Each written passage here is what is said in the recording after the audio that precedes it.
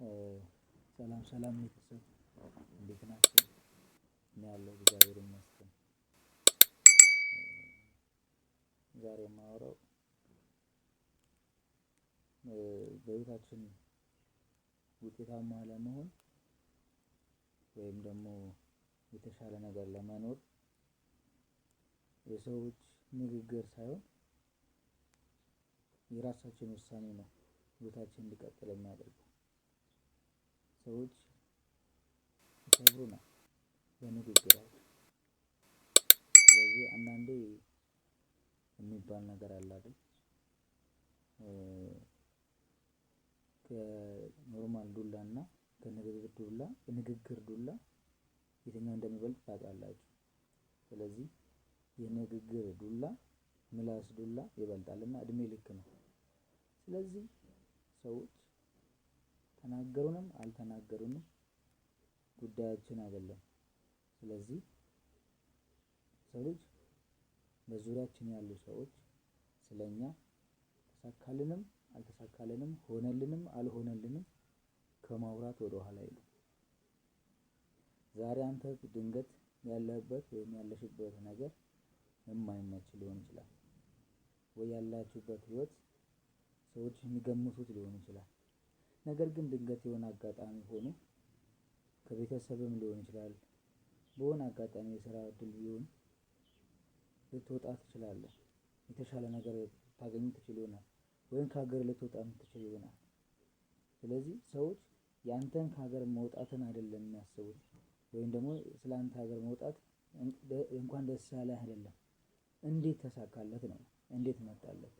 እኛ እናቆም እንደዚህ አልነበር እንደዚህ አይደለም እንዴ የሚኖረው የነበረው፣ እንዴት ባንዴ ተሳካለት፣ ይሄማ የሆነ ሌላ ነገር አለው ማለት ነው ብሎ የሚያስቡት። ቢሳካልህም እንኳን ማለት በትክክለኛ መንገድ ቢሳካልህም እንኳን። ስለዚህ የሰው ልጅ ተሳካልንም አልተሳካልንም ተመቸንም አልተመቸንም ከመናገር ወደ ኋላ አይልም። ስለዚህ ራሳችንን መለወጥ፣ ራሳችንን መገንባት፣ ራሳችንን መለወጥ ያስፈልገናል እንጂ ሰዎችን አይደለም። ሰዎች ምን ይሉኛል፣ ሰዎች ብናገር ሊቀየሙ ይችላሉ አይደለም፣ ወይ ደግሞ ሰውን ሊጎዳ ይችላሉ አይደለም። ነገር ግን በመጥፎ ከሆነ ያ ተገቢ አይደለም። ነገር ግን እኛን የሚለውጠን ከፈጣሪያችን ጋር የማያጋጭ ከሆነ ከምንም በላይ ከሰው ይልቅ ፈጣሪን ማስቀደም፣ እርሱን መፍራት፣ እሱን ማስቀደም ያስፈልጋል። ስለዚህ እሱን ያስቀደመ ደግሞ ከሁሉም ይበልጣል። ፈጣሪን ያስቀደመ ከሁሉም ይበልጣልና ስለዚህ በህይወታችን ማስቀደም ያለብንን እናስቀድም። ሲቀጥል መኖር የሚገባንን ህይወት ከፈጣሪያችን ጋር እንኑር። በመቀጠል ስራ አለመናቅ፣ ዝቅ ብሎ መስራት ላይገኝ ይችላል። ነገር ግን በተገኘው አጋጣሚ ሁሉ ስራን መፈለግና መስራት አስፈላጊ ነው። ገንዘብ ነው በአሁን ጊዜ የሚያስፈልገው።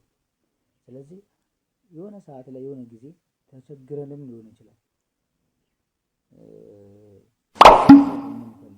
ገንዘብ በምንጠይቅበት ጊዜ፣ ሰዎችን በምንጠይቅበት ሰዓት ተቸግረን እና የሆነ ነገር እስኪያግዙኝ ወይ ደግሞ ለትራንስፖርት እንኳን በትንሹ በምንልበት ሰዓት ላይ የሆነ ነገር ልገዛበት ነው በምንልበት ሰዓት ላይ በዙሪያችን በአካባቢያችን በጎረቤታችን ያሉን ሰዎች በምንጠይቅበት ሰዓት ላይ እንደምታውቀው ነው ኑሮ። ስለዚህ እኛም የለንም እኮ ይኸው ያለንበትን ታውቃለህ። ሁላችንም የቸገረን ሰዓት ነው። ምን ላድርግ ብለን የለኝም ነው የሚለው። ስለዚህ አባቴ ገንዘብ መያዝ አለብህ፣ ገንዘብ ያዝ። ስለዚህ ገንዘብን አስቀምጥ፣ ገንዘብን ያዝ፣ ገንዘብን ስራ። ያለ አግባብ ያለ ምንም ሁኔታ ገንዘብን አለማጥፋት፣ በሚገባው መልክ መጠቀም። ከዛ አንተ የራስህን መገንባት፣ ራስህን መለወጥ፣ ካለህበት ማህበረሰብ ጋራ ተስማምቶ መኖርም ትችላለህ። ገንዘብ ካለ የትም ቦታ መሄድ፣ የትኛውም ቦታ መንቀሳቀስ፣ መስራትም መለወጥም፣ የራስህን ቢዝነስ መንቀሳቀስ ትችላለህ። ገንዘብ ካለ ተፈላጊ ነው፣ ገንዘብ ከሌለ ተፈላጊ አትሆንም።